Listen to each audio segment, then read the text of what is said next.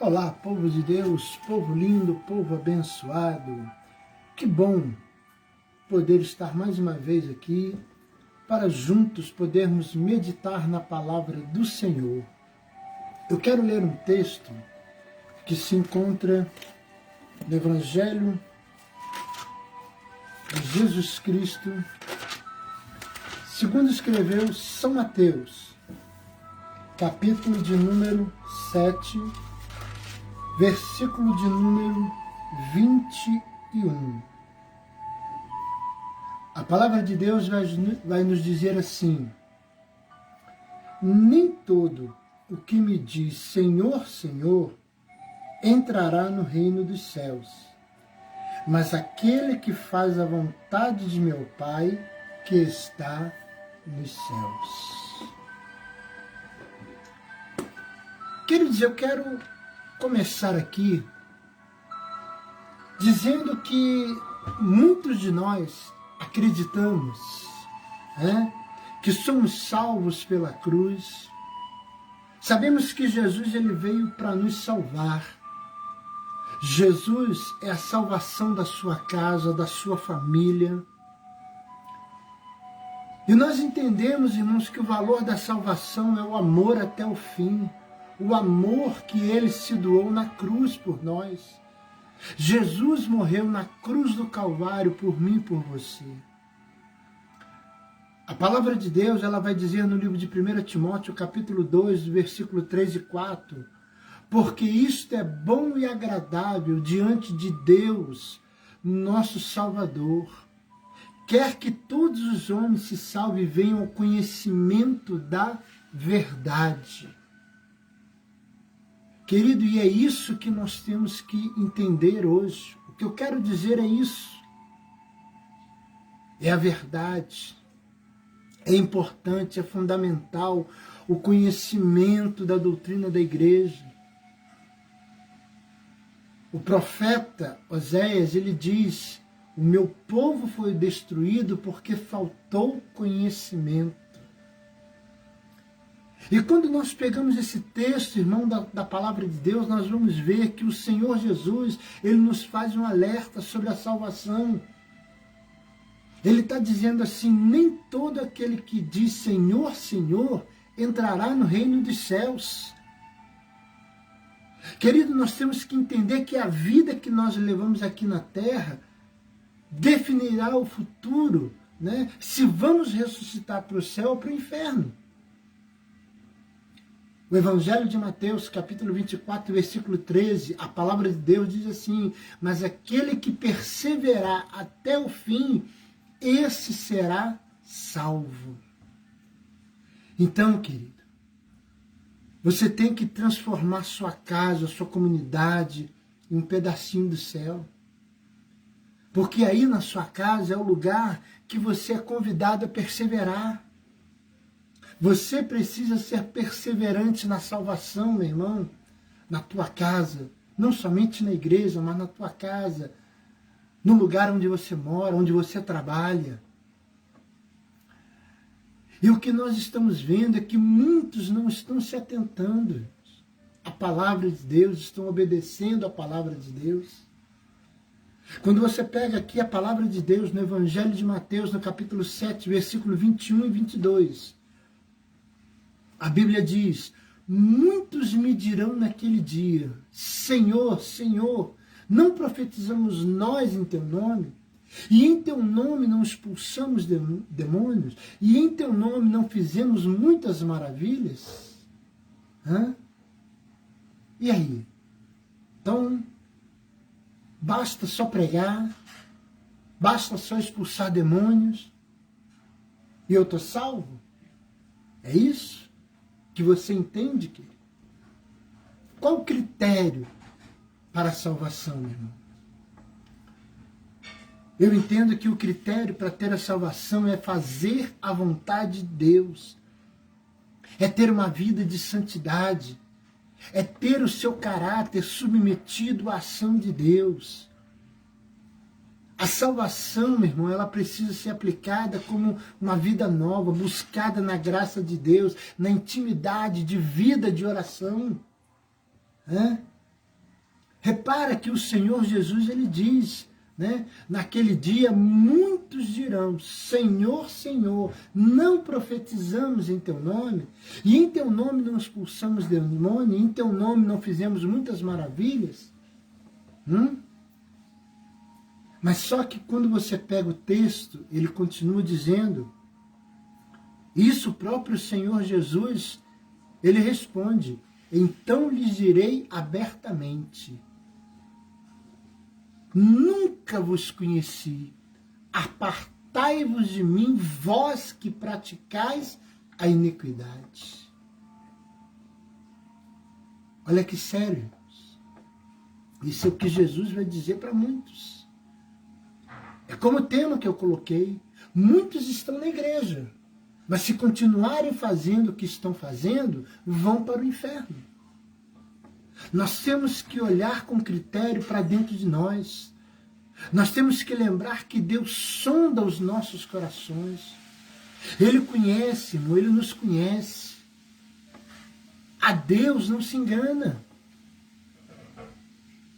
E querido, nós somos livres para escolher entre o bem e o mal.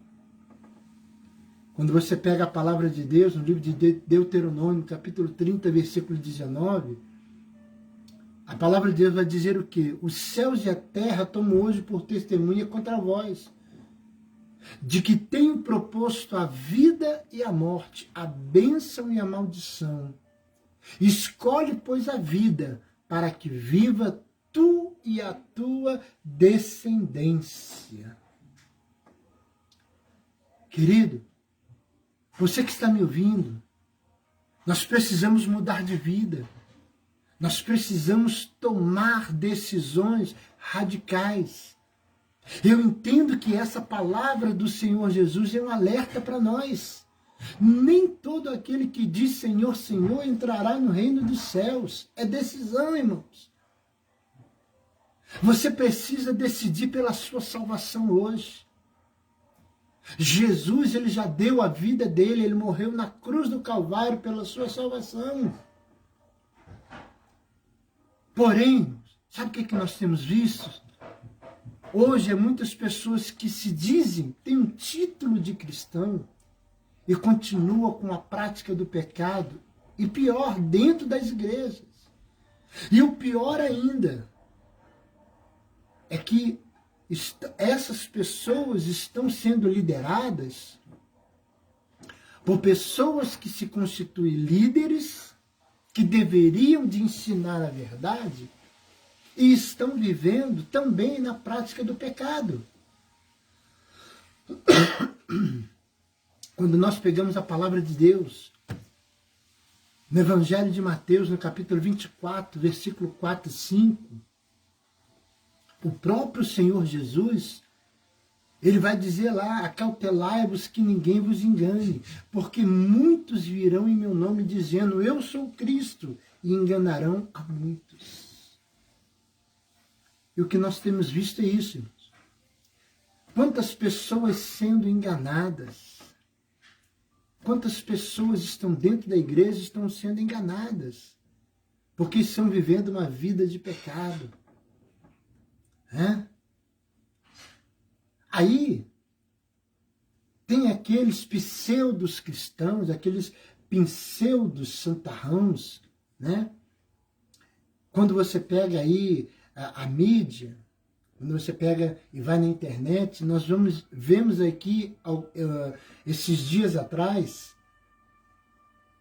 algumas opiniões de alguns pseudos cristãos, que muitas das vezes julgam. Eu vou dar um caso aqui, aquele ator Paulo Gustavo, que foi internado, e muitos literalmente o condenaram à morte e ao inferno. Querido, eu quero que você entenda, claro e evidente, que a palavra de Deus, ela diz no Evangelho de Marcos, capítulo 16, versículo 16, aquele que crer e for batizado será salvo. Todavia, quem não crer será condenado. É fato, irmãos. Isso é fato. Agora, olha o que diz o versículo 15 do capítulo 16. Ide por todo mundo e pregai o evangelho a toda criatura. Então a minha pergunta para você que está julgando, você que já está o condenando ao inferno, você tem pregado o evangelho para essas pessoas? Você tem cumprido o ide do Senhor Jesus e falado do amor de Deus? Você tem falado que Jesus cura, salva e liberta? Você tem falado sobre Jesus para essas pessoas? Agora, o que eu vejo, né?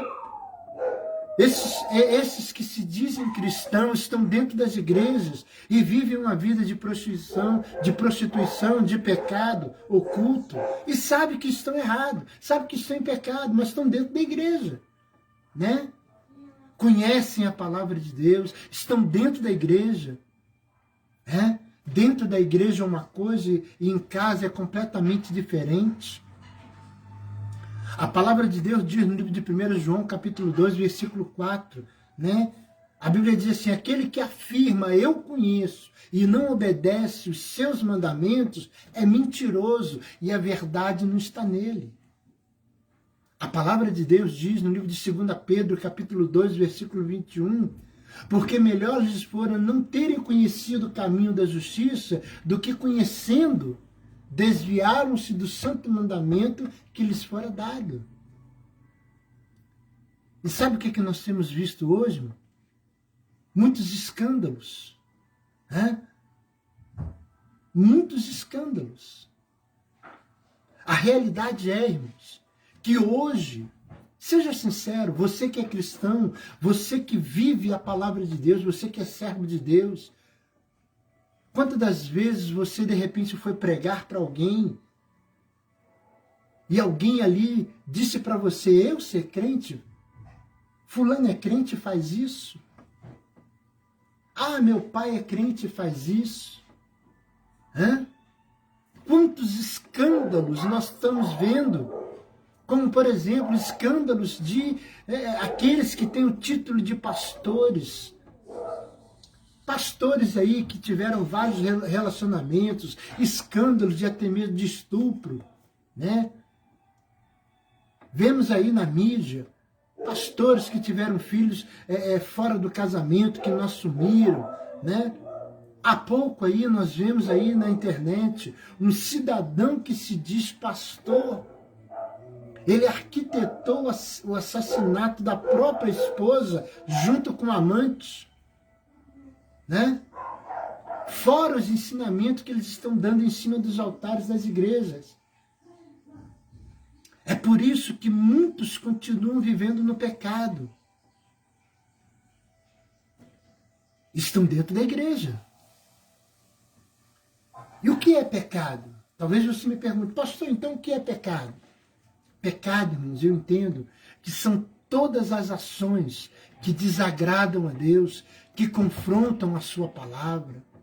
Pecado é se rebelar, é passar dos limites estabelecidos por Deus. Pecar, irmãos, é fazer algo que causa dano, tristeza, dor. Pecado é criar uma cilada para uma pessoa, é cair, é se deixar seduzir por coisas erradas, né? Pecado é se opor à justiça de Deus, é errar. Meu irmão, nós não podemos esquecer que toda escolha, ela tem uma consequência, seja ela boa ou má, né? E detalhe, nós vamos dar conta a Deus a todas as escolhas e práticas que nós tivemos e fizemos. A palavra de Deus diz em Gálatas, capítulo 6, versículo 7, não erreis, Deus não se deixa escarnecer, porque tudo que o homem semear, isso também ceifará. E para você, jovem, Eclesiastes, capítulo 11, versículo 9, a palavra de Deus diz: alegra-te, jovem, na tua mocidade, e recreie-se o teu coração nos dias da tua mocidade. Andas pelo caminho do teu coração e pela vista dos teus olhos. Sabe, porém, que todas essas coisas se trará Deus a juízo. Porque, irmãos, o que temos visto é isso. Pessoas dentro da igreja de pecado. E sabemos que o pecado não é de agora. O primeiro pecado, talvez, né, lendo a palavra de Deus, nós vamos ver que foi cometido no céu, quando houve a rebelião de Lúcifer com os anjos. O pecado, o primeiro pecado humano foi terrível, né? Foi a escolha de Adão e Eva no jardim do Éden. Então nós vamos ver, irmãos, que lá no jardim do Éden, na tentação do homem e da mulher, nós vamos perceber que o diabo, ele é astucioso. A palavra de Deus diz que ele anda ao nosso derredor, rugindo, bramando como um leão, procurando a quem possa tragar. Quando lá no jardim do Éden, qual que foi o seguinte processo, irmão? Ele começa insinuando de que Deus era demasiado severo. Ele coloca dúvida no coração da mulher quanto ao comer do fruto. Ele pega, irmãos, ele acusa Deus de ser egoísta. É só você pegar Gênesis capítulo 3, do versículo 1 ao 5, você vai ver que Satanás está fazendo isso. Mas quando nós vamos ler o texto, irmão, de Gênesis, nós vamos ver que o propósito de Deus, ao proibir o homem, né, de comer o fruto, eu aprendo que consistia em testar a fidelidade do homem. Porque, irmãos, o perigo habita não naquilo que podemos tocar. Não é pecado ser tentado, mas é errado ceder à tentação. Porque o diabo vai tentar, o diabo vai se levantar contra você. O diabo vai se levantar contra nós. É por isso que a palavra de Deus vai dizer no livro de Tiago, capítulo 4, versículo 7, né? Sujeitai-vos, pois, a Deus, resisti ao diabo, e ele fugirá de vós. Agora, para essas pessoas que insistem em estar na igreja, vestindo uma capa de cristão,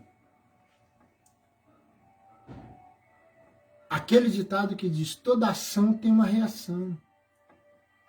E existem as terríveis consequências do pecado.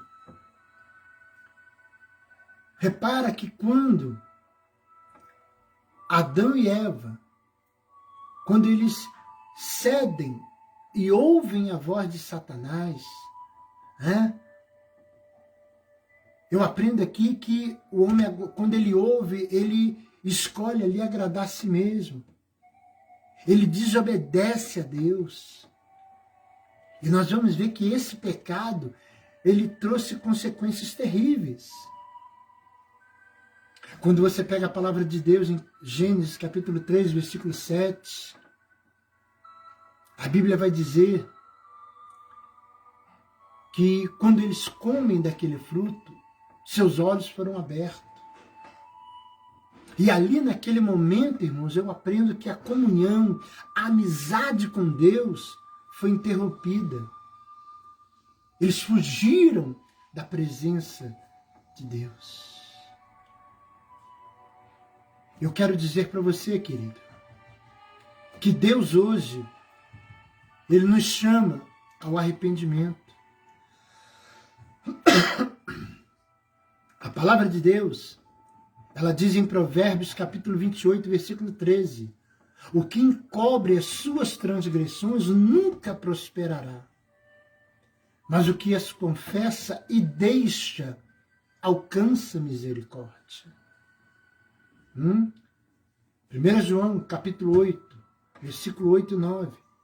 A Bíblia diz assim, olha, se dissermos que não temos pecado nenhum, enganamo-nos a nós mesmos, e a verdade não está em nós.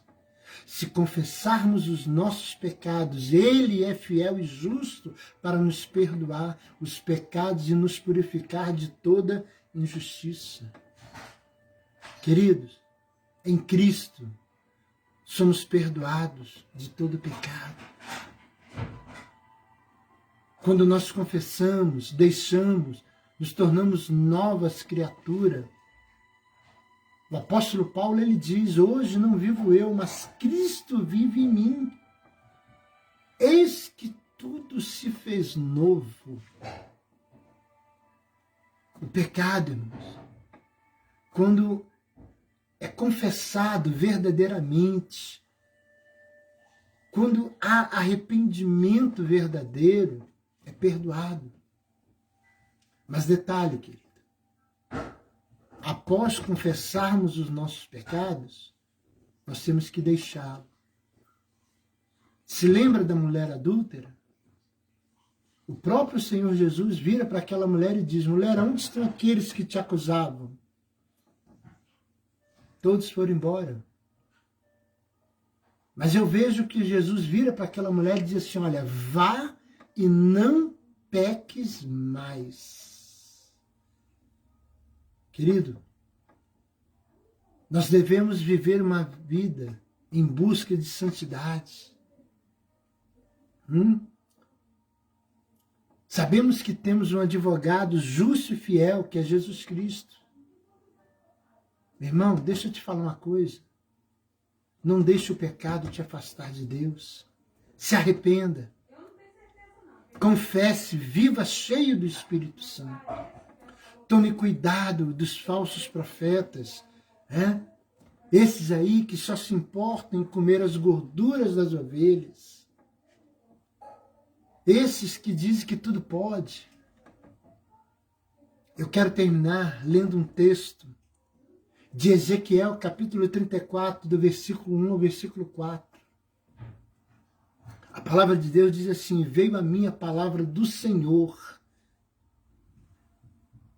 dizendo, filho do homem, profetiza contra os pastores de Israel, profetiza e diz aos pastores, assim diz o Senhor Deus, ai dos pastores de Israel que se apacentam a si mesmo. Não devem os pastores apacentar as ovelhas? Comeis a gordura e vos vestis da lã, matais o cevado, mas não apacentais as ovelhas. As fracas não fortalecestes, e a doente não curastes, a quebrada não ligastes, a desgarrada não tornastes a trazer, a perdida não buscastes, mas dominais sobre elas com rigor e dureza. Querido, eu quero terminar aqui dizendo para você, tome cuidado, tome muito cuidado. A própria palavra de Deus, ela diz, segui a paz com todos e a santificação. A santificação sem a qual ninguém verá a Deus. Então, essa palavra, ela serve de alerta para mim e para você. Que hoje nós viemos entender que Deus requer de nós santidade. Que Deus requer de nós uma vida de santidade. O Evangelho, irmãos, é o Evangelho de transformação. O Evangelho é o Evangelho de mudança. O Senhor, a palavra de Deus, ela diz assim, olha, vinde como estais. Mas ela não diz permanece como estais. Ela diz, vinde a mim todos vós que estáis cansados, oprimidos, sobrecarregados, e eu vos aliviarei. Então eu quero terminar aqui dizendo para você, a Bíblia diz assim, louco, esta noite pedirão a sua alma. A minha pergunta para nós, porque eu também estou incluído, querido. Se Jesus viesse agora, você tem certeza da sua salvação?